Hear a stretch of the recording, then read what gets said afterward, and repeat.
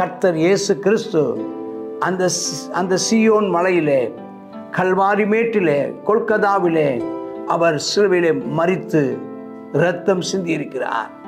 பரலோகமே உம்மை துதிப்பதா, கர்த்தாவே அங்கே வாழ்கிறேன்.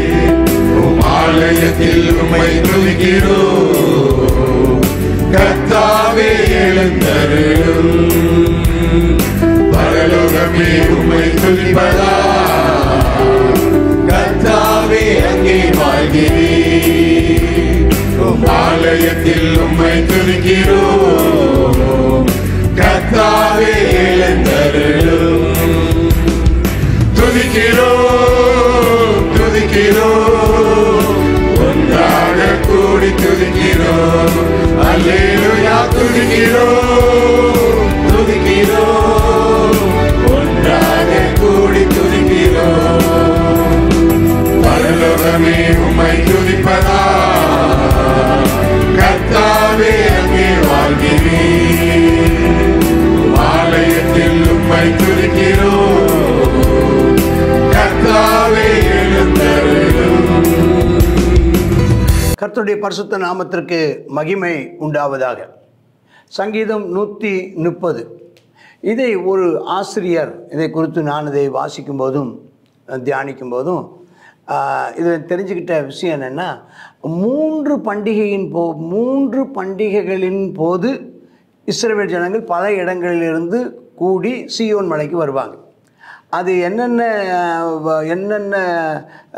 இது அப்படின்னு சொல்லி பார்த்தீங்கன்னா, எந்தெந்த பண்டிகை அப்படின்னு பார்த்தீங்கன்னா, ஒன்று அந்த எக்கால பண்டிகைக்கு அவங்க என்ன செய்வாங்க, எல்லாரும் அவங்க வருவாங்களாம். அது வந்து புது வருடங்கிறதுனால அவங்க எக்கால பண்டிகைக்கு வருவாங்க.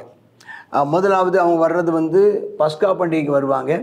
அதுக்கப்புறம் எக்கால பண்டிகைக்கு அல்லது பெந்தகோஸ்தே பண்டிகைக்கு வருவாங்க, எக்கால பண்டிகைக்கு வருவாங்க, அல்லது இந்த கூடார பண்டிகை. எக்கால பண்டிகையை ஒட்டினான சில நாட்களில் ஏழாம் வருஷம், அதாவது முதல் மாத பண்டிகை, 3ஆம் மாத பண்டிகை, 7ஆம் மாத பண்டிகை. இதான் 1, 3, 7 இந்த பண்டிகைகள் அப்போ வரும்போது பாடுகிற பாடலாம். இந்த பாடல் 130ஆம் சங்கீத பாடல் வந்து அவங்க சொல்கிறாங்க, இது வந்து இந்த ஏழாம் மாத பண்டிகையை ஒட்டி. 7ஆம் மாத பண்டிகையில் என்னெல்லாம் கேட்டால், எக்கால பண்டிகை அங்கே ஆரம்பிக்குது. அதுக்கப்புறம் அந்த 10ஆவது நாளில் வந்து பாவ நிவர்த்தி நாள் வருது. அதுக்கப்புறம் 15ஆம் தேதியில் கூடார பண்டிகை வருது. அப்போ இங்கே பாவங்களை மன்னிக்கிற கர்த்தர் அப்படிங்கிறத அங்கே இவர் இங்கே சொல்லுகிற ஒரு விஷயத்தை நாம் இங்கே பார்க்குறோம். தேவன் நம்முடைய பாவங்களை மன்னிக்கிறவர் அப்படிங்கிற ஒரு சத்தியத்தை இந்த 130ஆம் சங்கீதம் கொஞ்சம் அதிகமாக நமக்கு காமிக்கிறது. கர்த்தாவே, ஆழங்களிலிருந்து உம்மை நோக்கி கூப்பிடுகிறேன். ஒரு ஒரு ஒரு பாவ மன்னிப்புக்காக ஜெபிக்கிற ஜெபம். ஆமென். பாவம் செய்கிறவங்க ஆழத்துக்குள்ளே போயிடுவாங்க. பாவ மன்னிப்பு பெற்றவங்க உயர்த்தி வைக்கப்படுவாங்க. ஆண்டவரே, என் சத்தத்தை கேளும், என் விண்ணப்பங்களின் சத்தத்துக்கும் அது செவிகள் கவனித்திருப்பதாக. கர்த்தாவே, நீர் அக்கிரமங்களை கவனித்திருப்பீரானால் யார் நிலை நிற்பான்? ஆண்டவரே, எங்களை கண்ணோக்கி பாரும். நாங்கள் பலவீனர்கள், நாங்கள் குறைவுள்ளவர்கள், நாங்கள் எல்லைக்கு உட்பட்டவர்கள், நாங்கள் பாவத்துக்கு ஏதுவானவர்கள், நாங்கள் அக்கிரம செய்கைக்காரர்கள், நாங்கள் அசுத்த உதடுகள் உள்ளவர்கள் மத்தியிலே குடியிருக்கிறவர்கள், கோணலும் மாறுபாடுமான சந்ததியின் நடுவிலே வாசம் பண்ணுகிறவர்கள். ஆண்டவரே, நீர் எங்களை மன்னியும், எங்கள் பாவங்களை பொறுத்தருளும், எங்களுடைய சத்தத்தை கேட்டருளும், என்னை உயர்த்தி அருளும் அப்பா அப்படின்னு ஜெபிக்கிறார். சொல்லிட்டு இந்த 4ஆம் வசனத்தை வாசித்து பாருங்க. உமக்கு பயப்படும்படிக்கு உம்மிடத்தில் மன்னிப்பு உண்டு. அந்த வசனத்தை நான் ரொம்ப காலமாக நான் அந்த ஒரு வசனத்தை ரொம்ப தியானித்து பார்த்துருக்குறேன். நான் தைரியமாக இருக்கும்படிக்கு உம்மிடத்தில் மன்னிப்பு உண்டு அப்படின்னு இல்லை, நான் தைரியமாக இருக்கும்படிக்கு மன்னிப்பு உண்டுன்னு இல்லை. இந்த வசனம் எப்படி அது இருந்திருக்கணும்னா, உமக்கு பயப்படும்படிக்கு உம்மிடத்தில் நியாய தீர்ப்பு உண்டு அப்படின்னா அது சரியானதாக இருக்கும். உமக்கு பயப்படும்படிக்கு, ஐயா உங்களுடைய நியாய தீர்ப்பு இருக்குதுன்னு பயம் இருக்குதுயா அப்படின்னு. இங்கே என்ன சொல்கிறேன்னா, உம்மிடத்தில் மன்னிப்பு இருக்கிறதுனால நான் பயப்படுகிறேன். அல்லேலூயா, அல்லேலூயா. என் தேவன் என்னை மன்னிக்கிறவர், என் தேவன் என்னை மன்னிக்கிறவர், நான் அவருக்கு பயப்படுகிறேன். ஏனென்றால் பாவத்தின் கொடூரம் பயங்கரமானது. அவர் என் அக்கிரமத்துக்கு தக்கதாக எனக்கு செய்யாமலும் ஆமென் ஸ்தோத்திரம். என்னுடைய என்னுடைய என்னுடைய அநீதிக்கு தக்கதாக, என் பாவத்துக்கு தக்கதாக சரி கட்டாமலும் இருக்கிற தேவன், மன்னிக்கிற தேவன், மிகவும் மன்னிக்கிற தேவன். அவருக்காக நான் காத்திருக்கிறேன். என் ஆத்துமா காத்திருக்குது. அவருடைய வார்த்தையை நான் நம்பியிருக்கிறேன். எப்போது விடியும்னு காத்திருக்கிற ஜாமக்காரரை பார்க்கலாம். ஆனால் எப்போ விடிஞ்ச உடனே அவன் வீட்டுக்கு போகலாம். ராத்திரி எல்லாம் கண்ணை விழிச்சுன்னு பார்த்துட்டே இருப்பான். எப்பண்டா காலை விடியும்னு. அதே மாதிரி உம்முடைய மன்னிப்புக்காக நான் காத்திருக்கிறேன். நீர் என்னை மன்னியும் ஆண்டவரே, நீர் என்னை மன்னியும், எங்களை நீர் மன்னியும், எங்களை நீர் மன்னியும். எங்களுடைய பாவங்கள் மிகுதியாக இருக்கிறது, எங்களை மன்னியும் ஆண்டவரே. எங்களுடைய அக்கிரமங்களை மன்னியும் ஆண்டவருடைய ஆத்மா உமக்கு காத்திருக்கிறது. எதுக்கு காத்திருக்குது? உம்முடைய பரிசுத்தத்துக்காக, என்னை சுத்திகரிப்பதற்காக. அப்போ ஜெபத்திலேயே மிக முக்கியமான ஜெபம் நம்மை சுத்திகரிப்பதற்கான ஜெபம். ஆண்டவரே, எல்லாரும் சொல்லுங்க, உமக்கு பயப்படும்படிக்கு உம்மிடத்தில் மன்னிப்பு உண்டப்பா. நடுக்கத்தோடு வருகிறேன். ஏனென்றால் இன்னொரு வார்த்தை சொன்னால் உங்களுக்கு புரியும். உமக்கு பயப்படும்படிக்கு உம்மிடத்தில் மட்டும்தான் மன்னிப்பு உண்டு. உமக்கு பயப்படும்படிக்கு உம்மிடத்தில் மட்டும்தான் மன்னிப்பு. எங்கே நான் போனாலும் என் பாவம் மன்னிக்கப்பட மாட்டாது. உம்மிடத்தில் மட்டும்தான் என் பாவம் மன்னிக்கப்படும். ஏனென்றால் என் பாவ தண்டனையை சிலுவையில் ஏற்றுக்கொண்டவர் நீர்தான். என் பாவம் மன்னிக்கப்படுவதற்காக இரத்தம் சிந்தினவரும் நீர்தான். என்னை நீதிமான் ஆக்கும்படி உயிர் தெழுந்தவரும் நீர்தான். அல்லேலூயா, அல்லேலூயா. என்னை தொடர்ந்து வழி நடத்தும்படி இன்றைக்கும் ஜீவிக்கிறவர், விசுவாசிக்கிறவருடைய இருதயங்களிலே வாசம் பண்ணுகிறவர், நமக்கு பயப்படும்படி மன்னிப்பும் இடத்துல உண்டப்பா.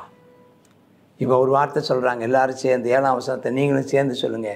இஸ்ரவேல் கர்த்தரை நம்பியிருப்பதாக, கர்த்தரிடத்தில் கிருபையும் அவரிடத்தில் திரளான மன்னிப்பும் உண்டு, மீட்பும் உண்டு, மன்னிப்பும் உண்டு. கர்த்தரிடத்தில் கிருபை உண்டு, இரக்கம் உண்டு, மீட்பு உண்டு, மன்னிப்பு உண்டு, ரட்சிப்பு உண்டு, விடுதலை உண்டு. அவரை நம்பியிருங்கள். அவர் இஸ்ரவேலை அதன் சகல அக்கிரமங்களிலிருந்து மீட்டுக் கொள்வார். உங்களை எல்லா பாவங்களிலிருந்து உங்களை மீட்டுக் கொள்வார். எல்லா அக்கிரமங்களிலிருந்து உங்களை மீட்டுக் கொள்வார். உங்களிடத்தில் ஆண்டவர் குற்றம் காண்பதில்லை. காரணம், உங்களுக்காக பாவ நிவர்த்தி செய்யப்பட்டிருக்கிறது. உங்களுக்காக ஆமென் கர்த்தர் இயேசு கிறிஸ்து அந்த சீயோன் மலையிலே, கல்வாரி மேட்டிலே, கொல்கதாவிலே அவர் சிலுவையிலே மரித்து இரத்தம் சிந்தி இருக்கிறார். என்ன அருமையானது இல்லை? இது அவங்க இப்போ அதெல்லாம் நடந்ததுலாம் தெரியாது, நடக்க போகிறது தெரியாது. ஆனால் அப்பவுமே அந்த பாட்டை எழுதிட்டாங்க. அவர் எனக்காக, அவர் நமக்கு நம் மீட்டுக் கொள்கிறவர். ஆமென் ஸ்தோத்திரம். அங்கே அந்த சீயோன் மலையிலே, அந்த எருசலேமிலே ஆமென் கர்த்தர் நமக்காக மரிப்பார் என்கிறத 129 பார்த்தோம். படைசார்களைப் போல முதுகு உழப்பட்டது. அவர் அங்கே ஆமென் ஸ்தோத்திரம் பாவிகளுக்காக அவர் சிலுவையில் அறையப்பட்டார். அவரை நம்புகிறவர்களுக்கு கிருபை உண்டு, அவரை நம்புகிறவர்களுக்கு மீட்பு உண்டு, அவரை நம்புகிறவர்களுக்கு ஆமென் ஆண்டவர் அப்படி நம்புகிறவர்களை எல்லா அக்கிரமங்களிலிருந்து சுத்திகரித்து மீட்டுக் கொள்வார். நாம் நம்முடைய பாவங்களை அறிக்கையிட்டால் அவர் நம்முடைய பாவங்களை மன்னிப்பதற்கு உண்மையும் நீதியும் உள்ளவராயிருக்கிறார். தேவன் நம்முடைய பாவங்களை மாத்திரமல்ல, சர்வலோக பாவத்தையும் சுமந்து தீர்க்கிற தேவ ஆட்டுக்குட்டியாயிருக்கிறார். ஆமேன், ஆமேன். God bless you. சங்கீதம் 130வது சங்கீதத்தில் கர்த்தரிடத்தில் திரளான மீட்பு, மன்னிப்பு, கிருபை, கர்த்தரிடத்தில் கிருபை, மீட்பு, மன்னிப்பு திரளாக இருக்கிறது. அதனால நாம் இன்னைக்கு அவருக்கு தைரியமாக காத்திருக்கலாம். சங்கீதக்காரன் சொல்லுகிறார், உமக்கு காத்திருக்கிறேன், என் ஆத்மா உமக்கு காத்திருக்கிறது. ஆமேன். நான் எப்பொழுது விடியும் என்று சொல்லி ஆமேன் விடியற் காலத்துக்கு காத்திருக்கிற ஜாமக்காரரை பார்க்கலாம் அதிகமாக என் ஆத்மா காத்திருக்கிறது அப்படின்னு சொல்லுகிறார். இன்றைக்கும் நம்ம காத்திருக்கிறவர்கள் வெட்கப்பட்டு போவதே இல்லை. கர்த்தருக்கு காத்திருக்கிறவர்கள் புதுபலன் அடைவார்கள்.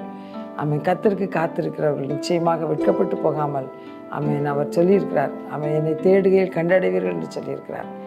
நான் கர்த்தர், என்னை காத்திருக்கிறவர்கள் வெட்கப்படுவதில்லைன்னு சொல்லியிருக்கிறார். அவருக்கு காத்திருப்போம்.